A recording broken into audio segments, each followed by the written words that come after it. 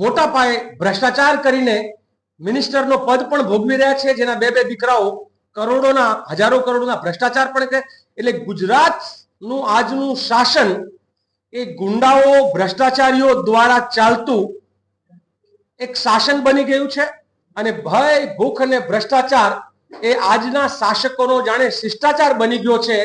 કોઈ પણ કામ કરાવવું છે તો એમાં પૈસા આપવા પડે, એમાં કોન્ટ્રાક્ટ ગુંડાઓ લેશે, દાદાગીરી કરશે, સામાન્ય માણસોના રિયલ એસ્ટેટમાં હપ્તાઓ ઉઘરાવવાનું. અને ગુજરાતનું આજનું જે અમલદાર રાજ જે છે એ માત્ર ને માત્ર એક્સટોર્શનનું રાજ ચાલતું હોય, જાણે ઉઘરાણી કરીને ધમકાવીને ચાલતું આખું રાજ બની ગયું હોય એવું લાગે છે. અને આપણે સૌએ મળીને ગુજરાતને ગાંધી અને સરદારનું ગુજરાત રહેવા દેવું છે.